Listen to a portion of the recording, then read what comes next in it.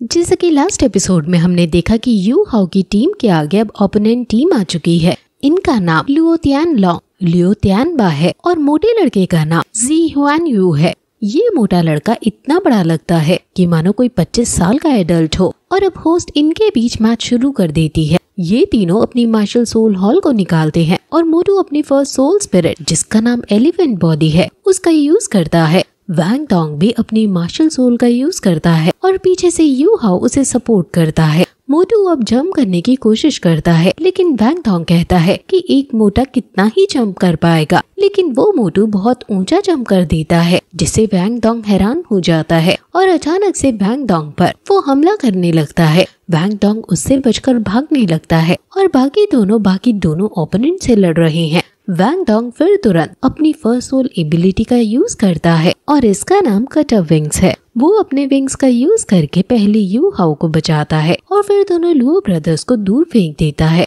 मोटू पीछे से वैंग डोंग को मारने की कोशिश करता है लेकिन तभी जियाओ अपने पॉट को बीच में अड़ा देती है, लेकिन मोटू की पार बहुत स्ट्रॉन्ग है जिससे जियाओ थोड़ी कमजोर जब पड़ रही होती है। तो तभी वहाँ यू हाउ आ जाता है और वो अपना स्पिरिचुअल अटैक उस पर कर देता है जिससे तुरंत मोटू के सर में दर्द हो जाता है और जियाओ को मौका मिल जाता है और वो जोर से मोटू को अपना पॉट देकर मारती है। अब मोटू को गुस्सा आ जाता है लेकिन वैंग डोंग कहता है कि अब ये हमारी बारी है। वो पहले लुओ ब्रदर्स को पीट डालता है।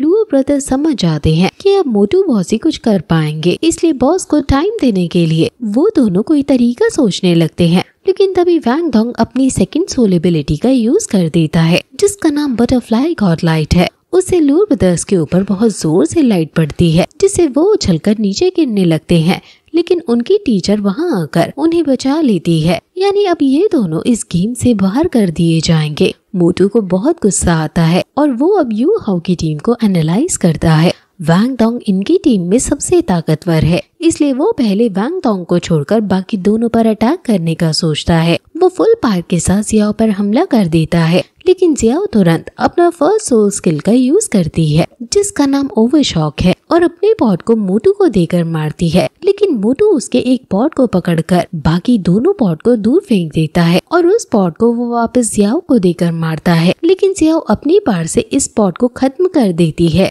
लेकिन तभी पीछे से मोटू आ जाता है और मोटू जियाओ को लगने ही वाला था कि तभी यू हाउ वहाँ आकर जियाओ को दूर हटा देता है और खुद घोंसली ट्रेस का यूज करके उसे बचाने लगता है। मोटू को गुस्सा आ जाता है और वो फिर अपनी सेकंड सोल एबिलिटी जिसका नाम एलिफेंट नोज है उसका यूज करता है और वहाँ बहुत बड़ा एलिफेंट आ जाता है और इन तीनों पर एक साथ हमला करने लगता है। वो चीज यू हाउ को लगने ही वाली थी कि तभी वहाँ टीचर फैन आ जाते हैं जो यू हाउ को बचा लेते हैं। टीचर जो खुश हो जाती है कि यू हाउ सेफ है। वहाँ होस्ट आकर टीचर फैन को बताती है कि आप क्योंकि यू हाउ के बीच मैच में मदद करने आए हो, इसलिए यू हाउ को इस मैच से बाहर निकाल दिया जाता है। टीचर फैन क्योंकि इस मैच में रजिस्टर नहीं है इसलिए वो एक रूल्स का उल्लंघन है, इसलिए यू हाउ की टीम को फर्स्ट वार्निंग देकर छोड़ दिया जा रहा है। अगर मास्टर फैन यू हाउ को बचाने नहीं आते तो यू हाउ बहुत ज्यादा घायल हो जाता और फिर कभी दोबारा नहीं लड़ पाता।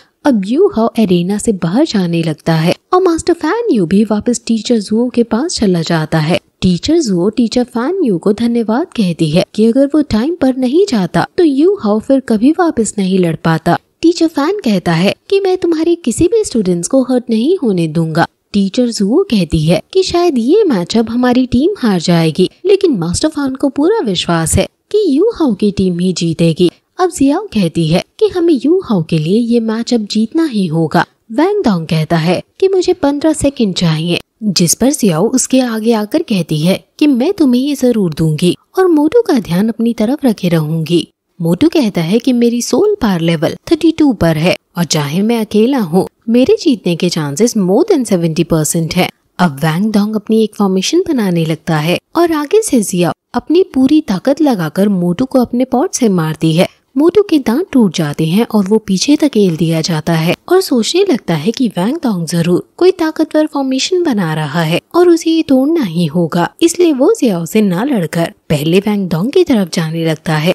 जियाओ उसे रोकने की पूरी कोशिश करती है और उस पर हमला करती है, लेकिन मोटू फिर दूसरी साइड से उसके पास जाने लगता है। जियाओ हर साइड से मोटू को रोकने की कोशिश कर रही है और फिर फाइनली वो मोटू को रोक देती है। लेकिन अब उसने अपनी फर्स्ट और सेकंड दोनों सोल एबिलिटीज को यूज कर लिया है और जियाओ की सोल पावर बहुत कम हो गई है। मोटू अब सही मौका देखकर अपनी थर्ड सोल एबिलिटी, जिसका नाम एलिफेंट रैथ है, उसका यूज करता है और जियाओ के बड़े से पॉट को हटाने लगता है। जियाओ भी अपने बड़े से पॉट को वहाँ से हटाने नहीं दे रही है और दोनों में स्ट्रगल शुरू हो जाती है। लेकिन जियाओ बहुत कमजोर नजर आ रहा है।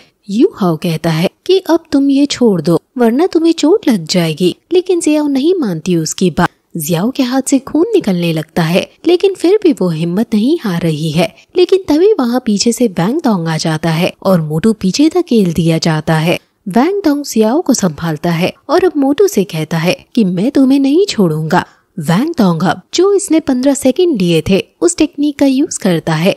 ये रिंग ऑफ यूनियन है जो 2 सोल एबिलिटीज को कंबाइन करने से बनती है। डीन भी इस एबिलिटी को देखकर शॉक हो जाता है और वो बहुत बड़ा अटैक मोटू पर अब कर देता है और मोटू को ये अटैक लगने ही वाला था कि तभी मोटू की टीचर वहाँ आकर उसे बचा लेती है और फिर यू हाओ को विनर घोषित कर दिया जाता है। यू हाओ अपनी टीम के पास आकर उन्हें बधाइयाँ देता है और डीन भी टीचर जुओ को कांग्रेट्स करता है कि तुम्हारे 2 स्टूडेंट्स बहुत ज्यादा आउटस्टैंडिंग है और वो मेरी सोल डिवीजन में को स्टूडेंट बन सकते हैं। ये सुनकर टीचर जुओ को खुश होना चाहिए, लेकिन वो यू हाओ के लिए दुखी है और कहती है कि यू हाओ भी काफी तेज है। लेकिन डीन कहते हैं कि उसकी सोल पावर बहुत वीक है। वो बेशक सोल प्रोटेक्टर सोल मास्टर है जो काफी रेयर होते हैं, लेकिन फिर भी ये हमारी सोल गाइड डिवीजन में को स्टूडेंट नहीं बन सकता है।